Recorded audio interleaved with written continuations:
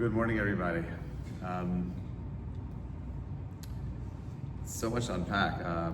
Shivat Tammuz is not like any other holiday that we celebrate. It's weird to call it a holiday, but Shivat Tammuz is a holiday, and it's a day where we commemorate the loss of the temple, the beginning of the breaching of the walls. And the truth is, it's a strange holiday because, why bother commemorating the beginning of a process? Just start at the end. Start with Tisha B'Av. Tisha B'Av should be the one day that we remember for all the destruction and so on and so forth. Why bother starting with something that preceded the actual destruction, right? Who cares? End result, beginning of the result. Why bother? And truth is that we understand that everything that happens in Torah happens for a reason. And the truth is that Chachamim even understood that the spiritual significance of this time. And that's what I want to unpack with you. Darkness is always seen as a conduit to light in the Torah. Darkness always precedes the darkness. It precedes the light. God creates a world. The world is dark. Right? He sees the world as dark. There's darkness on the face of the deep, and eventually He creates light. God sees the light is good.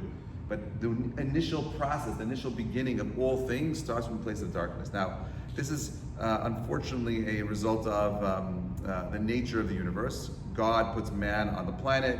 He gives him the opportunity to do good. Unfortunately, we're born in a state of confusion, uncertainty. We live our whole lives trying to figure out what is our mission? What is it that you and I are meant to be doing here? Unclear. We make lots of mistakes, hopefully not too many, and we stumble until we hopefully try to figure it all out. That's the confusion, that's the darkness. But the story began with the Jewish people leaving Mitzrayim.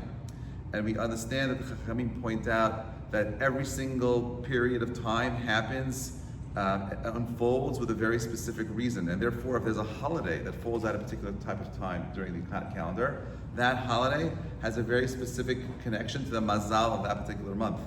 And therefore, when Am Yisrael leave in the month of Nisan, right, that holiday of Pesach, there's something profound, unique about the spiritual signature of that month as well.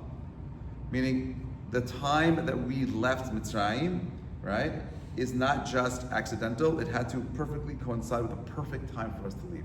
And therefore, that middle month of the 14th of Nisan becomes the perfect time for the Jewish people to experience redemption. Now, on the flip side, when you have a 17th of Tammuz day, right, a holiday, where we're remembering the destruction of the walls of Jerusalem, and even before that, right, the Mishna tells us there are 5 things that took place in the month of Tammuz that are all connected to Shivat Tammuz, right? And that there's the breaking of the tablets. Moshe comes down and he breaks the tablets. Rabbi Hajjah spoke so beautifully, so eloquently about it. The idea of inscribing the Torah into your heart. There's a cessation of the Tamid services come to a complete halt. You have the burning of Torah scrolls. You have the idol put into the temple, the defiling of the Mikdash, and then you have ultimately the breaching of the walls. Now, some people think that these are 5 random ideas. First of all, they're not in chronological order in the Mishnah. Historically, they all happen at different times. And there's so many other things that I could have put in. Why specifically these 5 things? Why are these the 5 things mentioned in the Mishnah? 5 things that we talk about when we talk about the beginning of this process of Shivat Tammuz, this beginning of darkness and destruction. So there's some opinions that want to point out that this is not random. These are not random concepts that the Mishnah is bringing forward. These are not just historical events. This is the beginning of a process of destruction. So, for example, the breaking of the tablets is a complete breakaway from our Torah. We're talking about a concept of a Jew removing himself from spirituality. It's not an accident. I'm not sure if you know this, but this country was founded on July 4th in 76, right? If you look back at the calendar, right, that day was Shivat Tammuz. So the country was actually founded on Shivat Tammuz, which is an interesting historical fact, right? And while America has been an amazing safe haven for the Jewish people, it has also been, I would say, unintentionally responsible, or maybe spiritually intentionally responsible, for the loss of more Jews to any other system in history. There were 30 million Jews that were lost to assimilation in the United States of America from its inception. There should be about 30 million plus Jews in America. Today is about 5 million, right? So there's been more Jews lost here over the last few hundred years, right, to this experiment called America than you have anywhere else on the planet, right? So therefore, Shavasar Tammuz is the beginning of when this country is founded, and has this interesting dual nature, Shavasar Tammuz, because we know that Shavasar Tammuz, on the one hand, is also a holiday of sadness, but we know that it could be turned into a simcha. It can be turned into a time of happiness. So when we talk about, just going back for a second, these 5 steps that the Mishnah is talking about is really describing a 5-step process of losing a Jew to assimilation. Right, so the first thing is breaking ties with your Torah learning. No more Jewish education for me. I don't want to learn. I'm breaking away from my oral Torah, my deeper understanding, and my commitment to Torah. Then there's the cessation of the Tamid. What is a Tamid? Tamid is a daily service that we brought every single day. That's going to Bet Knesset, that's setting a time, Kovei Hitim, it's about making berachot, it's about doing the things that you do. Now, when you are going through a process, I've seen this unfortunately so often with children who grew up religious and decide to walk away from their religiosity, they start that assimilation process. The first thing is, I'm breaking away from Torah and my values. And then you don't like run away. You're like, my connection is somewhat severed. The next step is, I don't go to Shachrit like on Monday and Thursday because it's too long, right? And I'll go to Shachrit less. And then it's, you know what, maybe Shabbat, I'll do Shabbat, but okay, this Shabbat I'll turn the TV on, I'll look at my phone very quickly.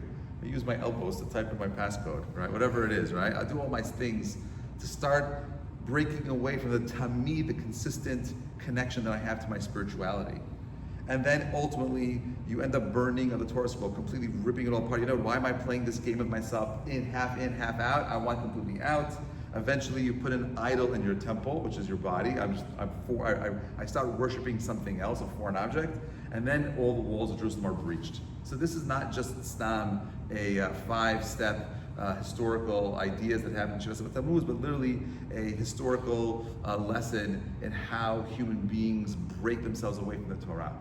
And it started with Am Yisrael in the Midbar.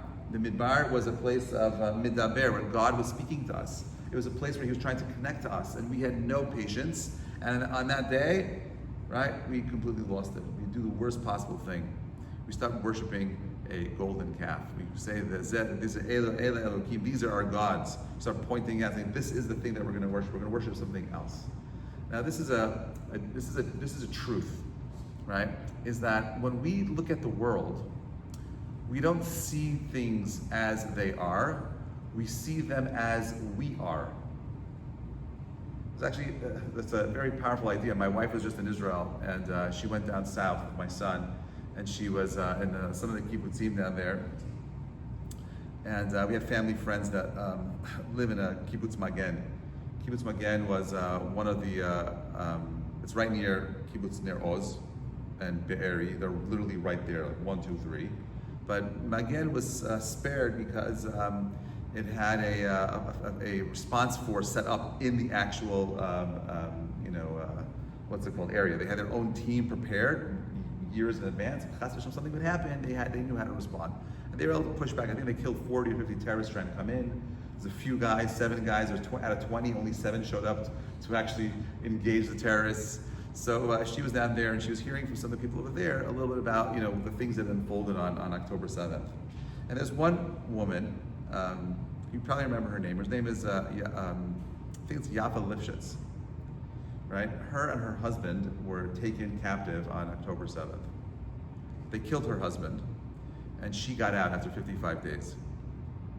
Which they were famous for, this couple was famous for taking Palestinian children to the hospitals and going back with them and so on and so forth, and they're blown away by the 2 people that were doing all the chesed with the locals, right, are the ones that are being taken hostage, and they ended up killing her husband.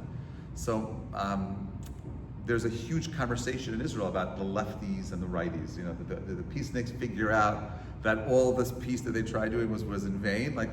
How do you reconcile it? So my wife asked someone at the kibbutz that knows Yafa Lifshitz, has she changed her mind about her work in Gaza? And the answer is no. She she still believes that after everything that happened to her, and this is not a criticism of her at all. I'm not criticizing her. She's an older woman, she's 85, but I think that the lesson over there is, and I don't know if it's the right thing or the wrong thing. I don't know, honestly, what the right response is. But how does that happen? You have someone who spent their life taking children from Gaza into Israel, and then one day they witnessed 1,200 Jews being slaughtered. You and your husband are taken as a hostage, and they kill your husband, right? And you still walk away saying, no, let's give peace a chance. Now, there's a famous idea that is brought down in Chazal about Yitzchak.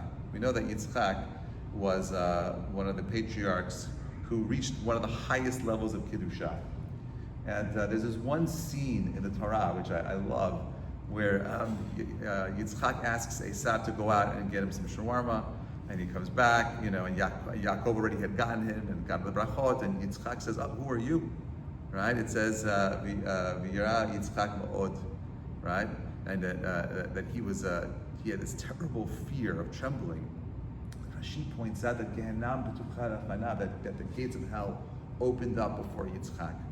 Right? So the question is, how is it that Yitzchak, greatest of the Avot, highest spiritual level, sees Gehenom? I don't want to see Gehenom. I hope you don't see Gehenom. How does Yitzchak see Gehenom? So Chachamim point out that there's no greater Gehenom in life than knowing at the end of your life you've lived a mistake. You're stuck. You can't see different. You're like, oh my God, I can't believe I got it all wrong. Your whole view of your whole reality is different. And this is the scariest thing, is that this time period is called Ben Mitzarim. It's between the narrow straits. It's a time where there is a pullback of clarity, a lack of light. And it seems to most of us that this is a time where we're so removed from Hashem, and therefore there is a lack of clarity. But although there's some truth to that, there's the Maggid of Kuznets, who says precisely because this is a narrow, difficult time, it is actually easier to connect to Hashem. So the opposite is also true. Anything that has the power to do one thing has to have the opposite as well. And therefore, while there is a lack of light, and you see it right now, this is the crazy, this is 2025, and we're having conversations in New York City about a potential mayor who might win right now, right? Who is anti-Israel, anti-Jews, anti-capitalist, a full-blown socialist communist. And how are we having this conversation still? Like, haven't we learned the lessons of the past? And the answer is not always. Sometimes, you interpret the world the way you are and not the way they are. And so therefore, this is a time period where we're supposed to be asking those very deep questions. Ayeka, eka, echa, ayeka, where are you? Where are we? Right? Nothing's changed. Hardship often is an expression of a spiritual awakening. Hardship always comes from above, and that there's a spiritual awakening that's supposed to happen from someplace below. That is the time period we're in right now.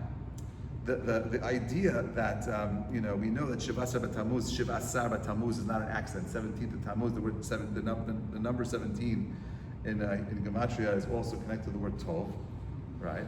So this is a time of Tov. And it's interesting because the first letter that is associated with that word Tov, the Tet, is not an accidental choice.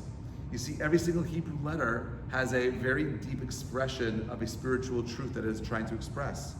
The letter Tet is turning towards itself. It's actually it's pregnant, the letter Tet. It's supposed to be, it's carrying potential inside of it that is yet to be expressed.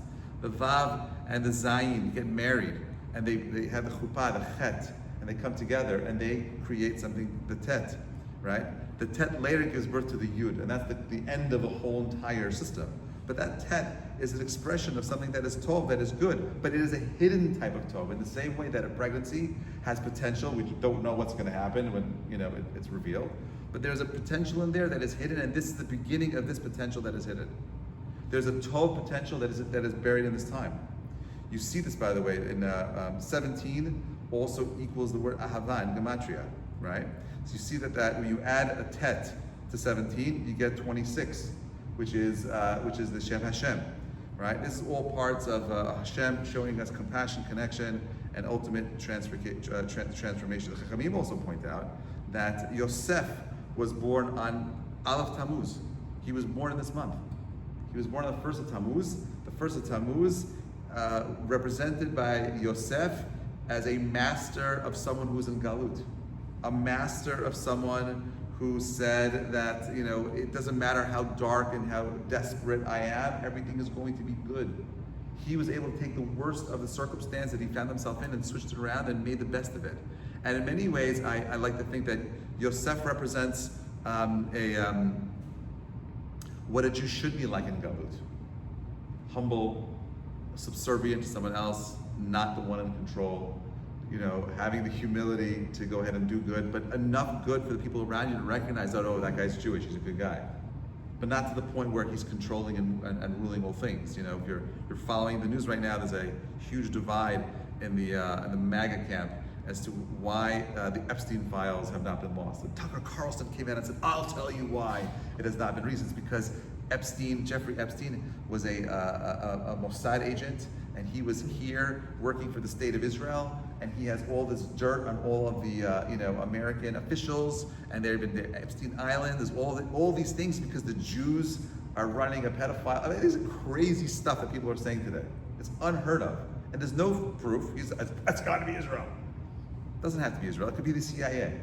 It could be it could be anybody. But the fact that he feels comfortable coming out and pointing that it's Jews again, the Jews, right? That that AIPAC is too powerful, and that we're pulling the strings of all the congressmen and all the Senate. This is crazy stuff. And it's a wake-up call to us. This is the time period where we recognize that so many tragedies happen to our people throughout the centuries because of Sinat Chinam. Basis hatred for the Jewish people, that's what anti-Semitism is, and worst, basis hatred for ourselves and the people around us. On the 3rd of Tammuz, Yoshua stopped the sun. For the Chabad, the 3rd of Tammuz, Gil Tammuz is their very deep connection to their Rebbe. The 3 weeks has 21 days. The 21 days of the 3 weeks are parallel to the 21 days, the Yomim Narayim, the 21 days between Rosh Hashanah and Yom Kippur and Sukkot, right? There is this 21 mourning, 21 joyous, 42 represents the 42 journeys of the Masot of Am Yisrael in the Midbar. 42 different times that the Jewish people were traveling through the world around us, right? This is why we're here. We're here to go ahead and take this time of mourning, right, and elevate it to something else. Ultimately, the purpose of this time is really about trying to create a reality where there is a revelation of that which is hidden. So how do I begin to reveal that which is concealed? How do I begin to become an individual that is able to express truth in this world? Well, number one, it has to do with how we choose to perceive the world around us. Every single month has a particular sense that is associated with it. So the month of Tammuz is represented by the power of Ri'iyah, of seeing. And the month of Av is represented by the power of Shemi'ah. Now, what's interesting is that what went wrong in the month of Tammuz starts with the Jewish people saying, where's Moshe? He's not coming down, right? He's unable to come down. He's unable to go ahead and lead the people, and therefore there's a break away from how we perceive the world. The Meraglim, okay, in the month of Av, break down Shmiya, Lashon Hara, how they were able to internalize it. Now, let me explain like this. Pasuk says, "Lo toturu achrei levavchem v'achrei enechem." Isn't that a strange way of writing it? You should not go after your heart and your eyes. Wouldn't you have written it the other way around? Wouldn't you have written it after your eyes and then your heart? Why does the heart precede the eyes? And the answer is because you think that what you see is an expression of a truth, but no, the Torah says it's first how you feel about something will determine how you actually perceive it, the same idea, right? This time period is a time period where we need to upgrade how we perceive our reality. It has to do with how we change the way we see the world around us. And if you don't fix how you choose to see things, you ultimately only hear bad as well. When God says, "Vayar Elokim et ha'or ki tov," God saw that the light was good. Is light intrinsically good or bad? And the answer is neither. It's not good or bad. But Hashem chooses to see the world with tov, with good, right? How do you choose to see the world around you? Because I have a suspicion it's going to get difficult for us. That's my gut. I see how things are. Hopefully, I'm wrong. Mashiach comes at the end of the day today. We flip it around. When the Jewish people came to Aaron to build the golden calf, he said, "Machar yom simcha." Tomorrow will be Yom Tov. Never happened. That next day was Shiva Asar B'Tammuz. But when a tzaddik says something, there's a truth to it. So that truth has not yet expressed itself in this world. The Chachamim point out that the day that Oved was conceived on, that's the day that Ruth and Boaz were together, was Shiva Asar B'Tammuz.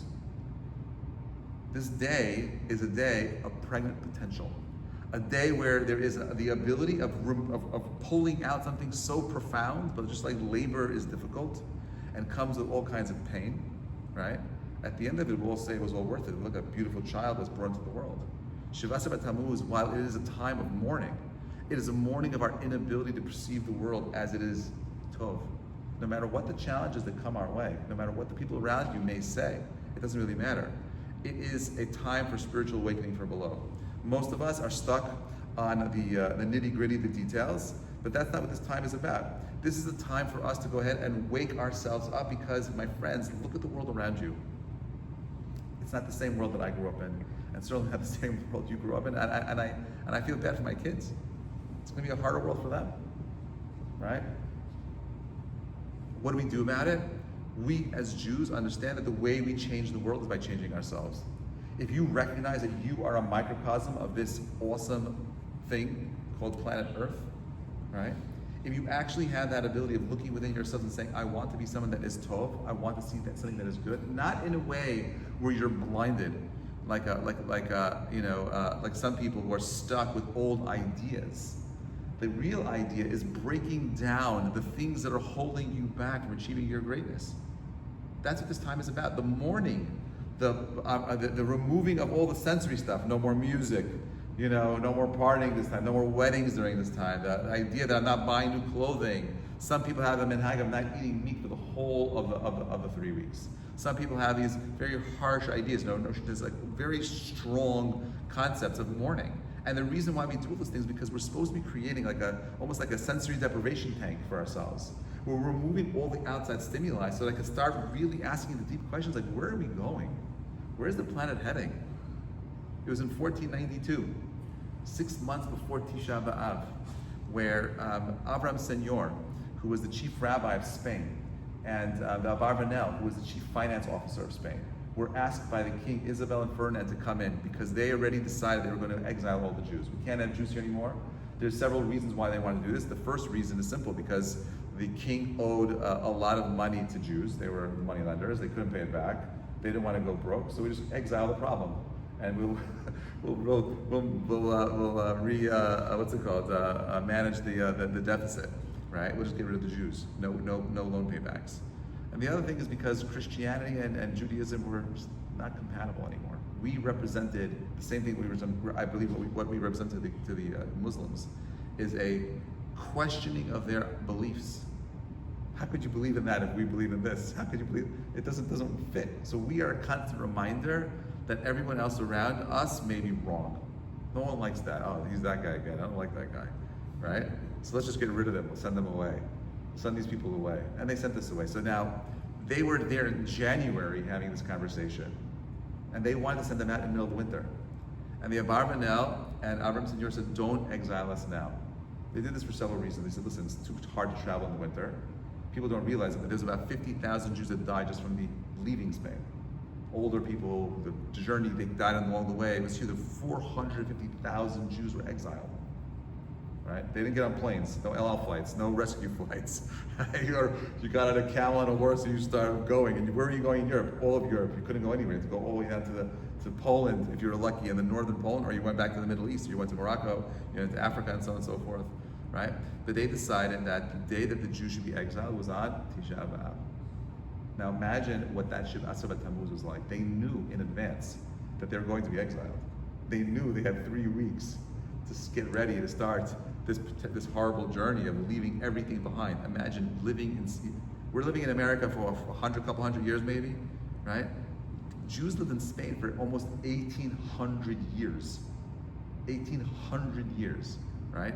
We're talking about intergenerational wealth, property, connections, family, friends, all gone in one day, poof, gone. Right? Because at the end of the day, all the material things we have is nice, brachot, but that's not why we're here. The reason why we're here is to look deep within ourselves and say, I need to become something that is more. This is the time where we ask that question. Now, what's amazing about it is that it's difficult, it's hard, it's challenging. But it's through that challenge and difficulties that we overcome, that you and I become great. We're not here forever. We're here for a short period of time. Shabbat Tammuz is the reminding of the mourning, the loss, the sadness that could easily be transferred and completely transformed into something that is told that is good. But where does it begin? It has to do with how we see the world. Pasuk says, I'll end with this idea, it says, Hashem tzilcha al yad yaminecha. God is like your shadow on your right hand. And the Mekubalim point that in the same way that a shadow will mirror wherever your hand goes, Hashem will mirror you based on how you go. Right? Hashem tzilcha al yad yaminecha. The way you interact with the world is the way Hashem will interact with you. So you choose.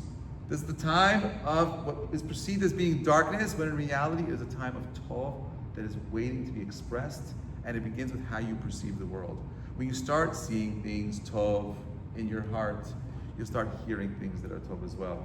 And B'ezrat Hashem, in that schut of us transforming ourselves from individuals that are not going after our heart, but someone that is channeling our heart. We channel our eyes to see that Tov, and B'ezrat Hashem, we will see that Tov today. Have a meaningful fast, everybody. Thank you so much for listening. If you're going to wait a minute, I'm going to pull up the screen. We're going to have Rabbi Mizrahi and Rabbi Farhi. Oh, something, what? They're not ready.